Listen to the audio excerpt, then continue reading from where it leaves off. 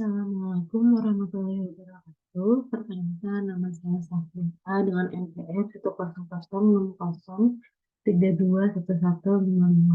Di sini saya akan mempresentasikan proposal bisnis saya yang bernama Lilona Food.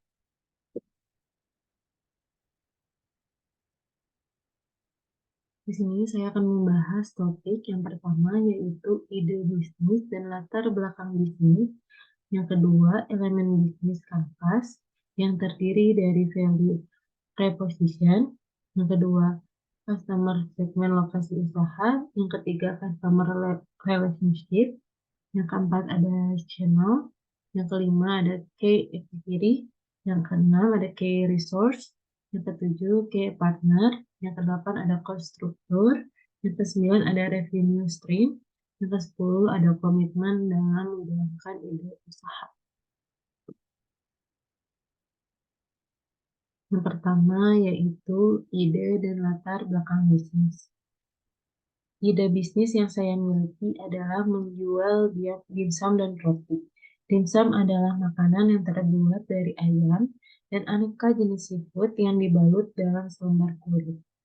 Jenis dimsum ini yaitu dikukus, sedangkan roti banyak menjadi pilihan karena makanan ringan, di mana dari segi rasa, roti menawarkan cukup banyak rasa yang ditawarkan dan enak. Dari segi gizi juga memenuhi kebutuhan gizi manusia. Dari segi harga, roti mudah dijangkau semua kalangan masyarakat. Jenis roti ini saya buat ada dua varian, yaitu roti tawar susu dan roti tawar gandum.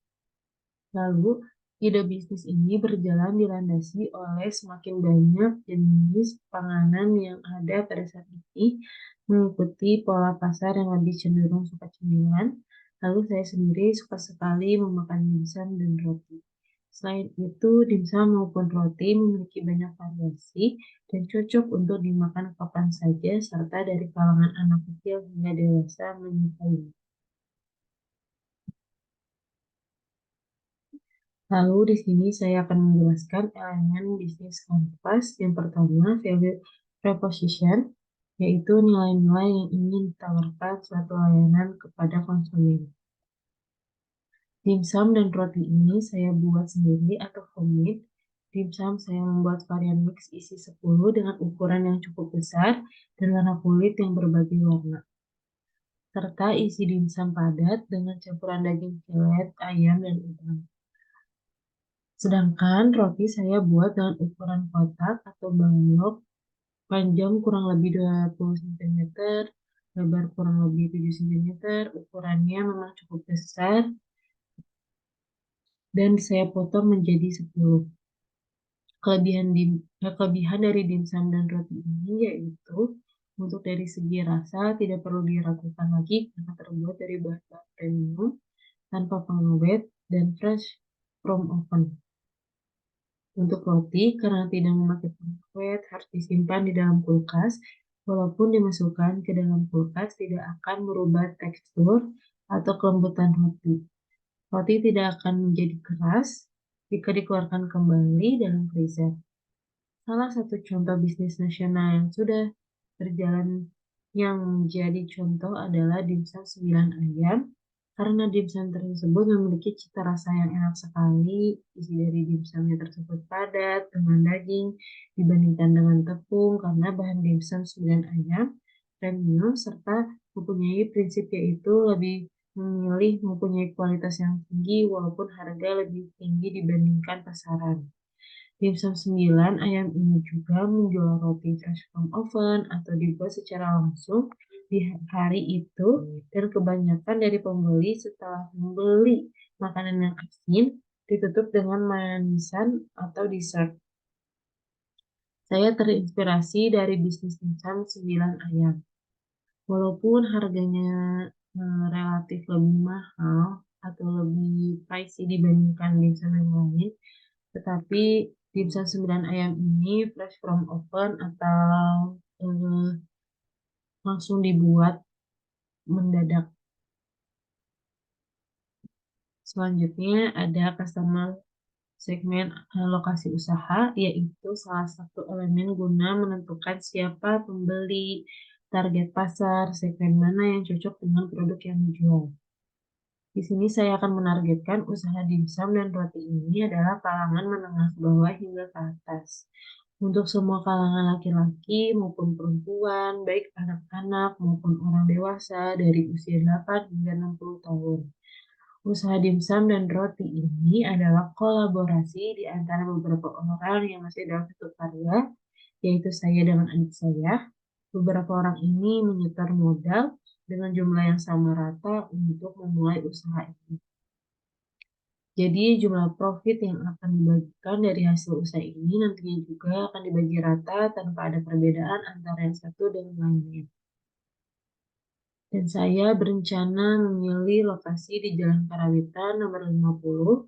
Di situ adalah ruko, karena terdapat ruko kosong serta di daerah tersebut bertepatan dengan seberang tempat bimbel, yaitu Iwaka, dan di situ juga dekat dengan kalangan sekolah seperti SD, Karangpaulang, SMP 28 Bandung, serta ada SMA 8 Bandung dan SMK.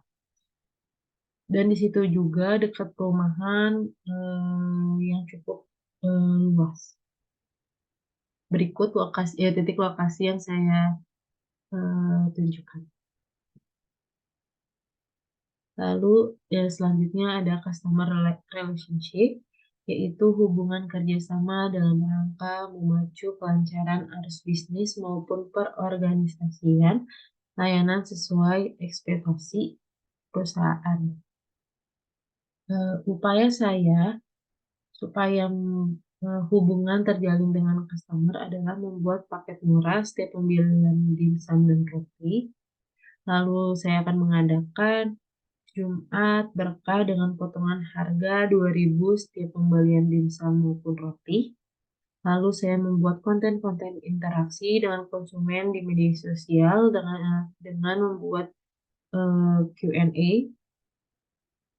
Lalu saya membuat promosi semenarik mungkin untuk pembelian khusus melalui aplikasi online seperti Gojek maupun Grab.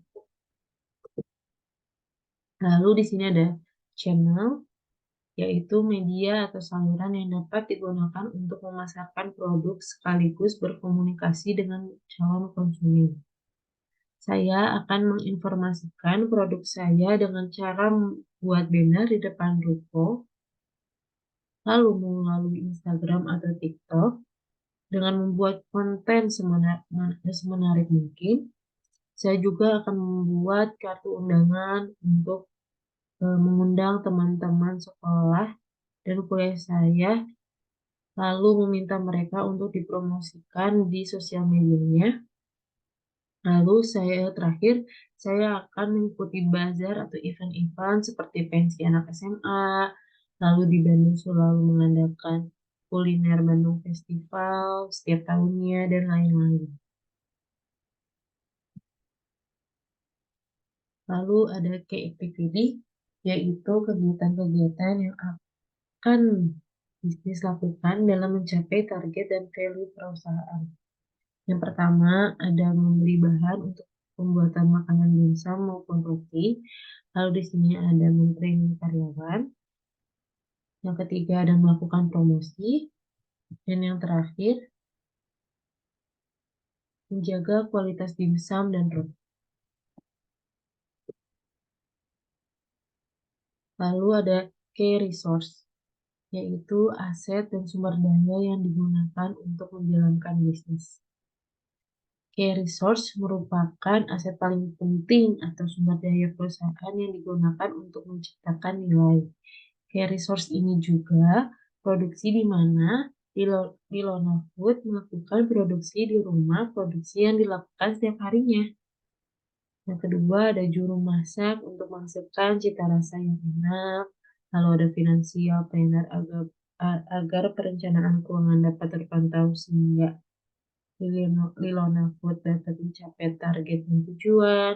Lalu ada peralatan dan perlengkapan. Lalu ada konten kreator untuk menciptakan konten-konten yang beragam agar konsumen tertarik untuk melihat media sosial kami. Lalu ada marketing dan sosial media manager yang mengatur sekaligus bertanggung jawab penuh untuk pemasaran lewat input yang dilakukan di media sosial.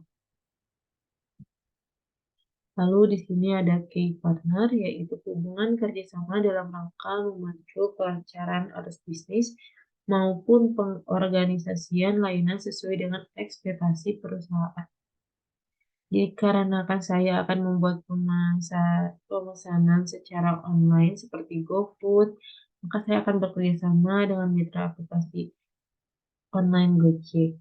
Lalu di sini juga saya akan bekerja sama dengan supplier bahan baku yang terpercaya dari segi kualitas, sesuai apa tidak dengan standar yang sudah saya tetapkan seperti daging ayam filet, fresh, lalu udangnya fresh, expire masih lama, dan lain-lain. Berikut ada cost struktur, yaitu pemetaan biaya sesuai perencanaan bisnis yang sudah dibuat. Di sini ada biaya tempat dan alat pendukung usaha dimsum dan roti. Berikut, lalu ada biaya operasional dimsum dan roti. Berikut. Lalu ada revenue stream, yaitu program-program yang dapat menjadi sumber pendapatan bisnis. Rencana saya akan menambahkan berbagai minuman seperti air mineral, kemasan manis, kopi, dan lain-lain. Selain itu juga, saya akan menyewakan halaman depan untuk parkir atau disewakan tempat untuk usaha. Mungkin setelah 1 tahun usai saya berjalan, saya akan membuka reseller produk saya.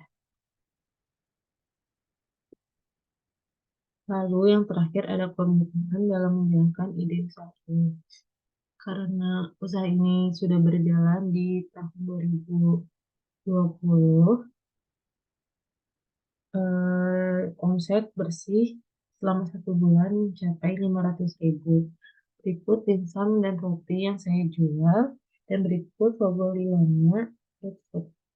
Insya Allah saya akan menjalankan lagi usaha ini dalam waktu 1 atau 2 tahun yang akan mendatang setelah saya beres kuliah S-Farm.